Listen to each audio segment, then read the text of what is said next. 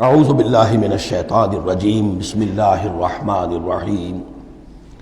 یہاں اللہ کے فضل و کرم سے سورہ انعام سورہ مائدہ ختم ہوئی۔ نوٹ کر لیجئے سورہ نساء پر پہلی منزل ختم ہو گئی تھی۔ سورہ مائدہ پر مکی اور مدنی جو سورتوں کے گروپ سے ان کا پہلا گروپ ختم ہو گیا۔ ایک مکی سورت سورہ فاتحہ، اگرچہ حجم میں بہت چھوٹی، مانن بہت عظیم، پورے قرآن کے ہم وزن۔ وَلَقَدْ آتَيْنَاكَ سَبْعًا مِّنَ الْمَثَانِي وَالْقُرْآنِ الْعَظِيمِ، یہ سورہ ہجر میں آیت پڑھیں گے اور اس کے بارے میں یہی رائے ہے مفسرین کی کہ یہ سورہ فاتحہ کے بارے میں۔ لیکن چار یہ عظیم ترین سورتیں جو ہیں جو مدنیات ہیں، بقرہ، آل عمران، نساء اور مائدہ، اور دو دو کے جوڑوں کی شکل میں۔ ان کا عمود کیا تھا؟ ایک تو شریعت آسمانی مکمل، نمبر دو اس میں اہل کتاب سے گفتگو، رد و قضا، ان پر الزام، انہیں دعوت، وہ سارا جو کچھ تھا، ان کی غلط باتوں پر تنقید، ان کی غلط عقائد کی نفی، ان کی تاریخ کے اندر جو جو اہم واقعات ہیں ان کا تذکرہ، پھر اس کے نتیجے میں ان کا معزول کیا جانا اس منصب سے جس پر وہ 2000 برس سے فائز تھے، امت محمد صلی اللہ علیہ وسلم کا فائز کیا جانا، یہ بھی آخری درجے میں اس گروپ میں یہ بات مکمل ہو گئی۔ اگلا گروپ میں نے پہلے ہی دن آپ کو بتایا تھا کہ اس اعتبار سے بڑا متوازن ہے، اس میں دو سورتیں مکی ہیں، دو مدنی ہیں۔ الانعام الاعراف مکیات، الانفال التوبہ مدنیات۔ ان میں جو تقسیم ہے، جو مکیات ہیں اور مدنیات ہیں اس گروپ کی، اس میں سارا معاملہ ہے مشرکین عرب کے ساتھ۔ اب آپ یہ محسوس کریں گے سورہ انعام کو پڑھتے ہوئے کہ جیسے ایک بالکل نئے ماحول میں آ گئے ہیں۔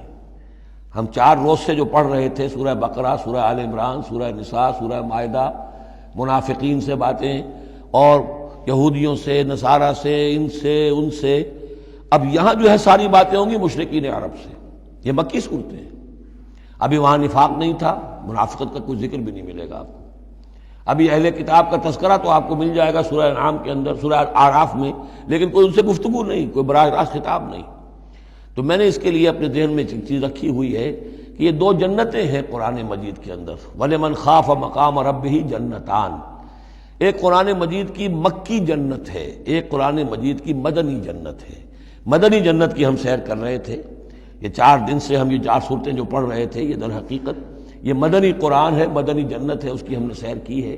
اب مکی قرآن میں ہم داخل ہوں گے اور اس میں یہ جو 2 صورتیں ہیں یہ حضور کے جو قیام مکہ کا دور ہے اس کے تقریباً آخری زمانے کی ہے۔ یہ گویا کہ اس اعتبار سے مشرکین جو تھے عرب کے اور جو بنی اسماعیل تھے ان پر اتمام حجت اسی طور سے جس طور سے کہ اہل کتاب پر اتمام حجت ہے ان مدنی صورتوں میں، اسی طور پر مشرکین عرب پر، بنی اسماعیل پر اتمام حجت ان 2 صورتوں میں ہے۔ پھر ان میں ایک بڑی پیاری تقسیم ہے۔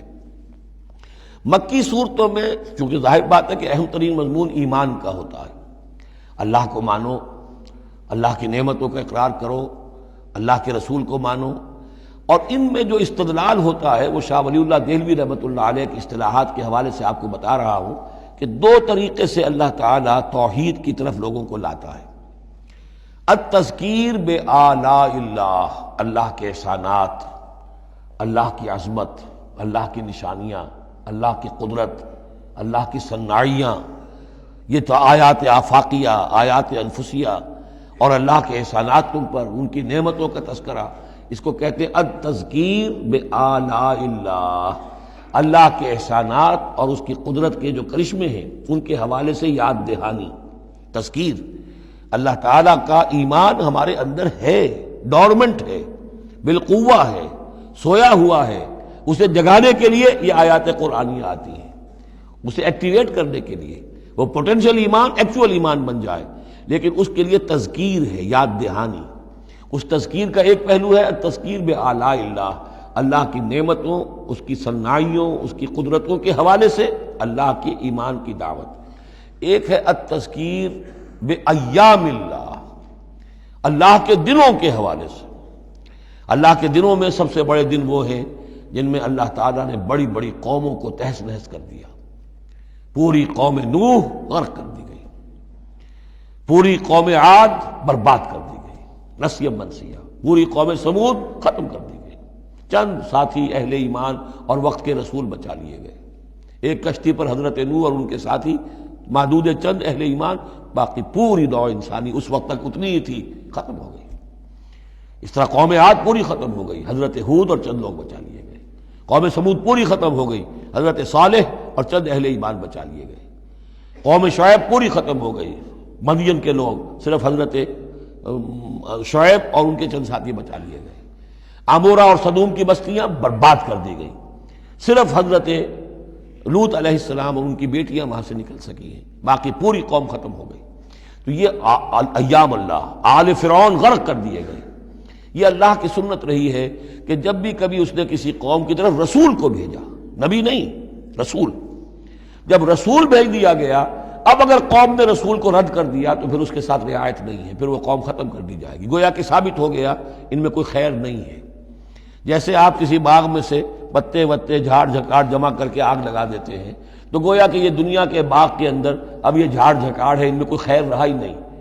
نبی کے رسول کے آنے کے بعد بھی یہ لوگ جو ہیں ان کی آنکھیں نہیں کھلی تو معلوم ہوا کہ اب ان کے اندر کوئی خیر نہیں ہے، تو ان کو ختم کر دیا جائے اور زمین کو پاک کر دیا جائے. یہ زمین کا بوجھ ہے، زمین کے لیے گندگی ہے، پاک کر دیا جائے. یہ ایام اللہ ہے جن کا ذکر قرآن مجید میں بار بار آتا ہے. اس کے علاوہ ایام کا معاملہ پھر ایک ابتدا ہے، ازل کے اندر کیا ہوا ہے وہ بھی تو یوم ہی ہے نا، ٹائم کے حوالے سے، اور پھر کیا ہوگا ابد میں، آخرت میں کیا ہوگا. یہ جو ہے سلسلہ تخلیق اور ازلی حقائق، اور پھر یہ کہ بعث بعد الموت، اور پھر کیا ہونا ہے عالم برزخ میں، اور پھر کیا ہونا ہے عالم آخرہ میں، اور پھر کیا ہوگا وہاں پر اصحاب جنت بھی ہوں گے، اصحاب جہنم بھی ہوں گے، اور وہ بھی ہوں گے کہ جو درمیان میں ہوں گے. تو یہ تمام چیزیں جو ہیں یہ آئیں گی سورہ اعراف کے اندر.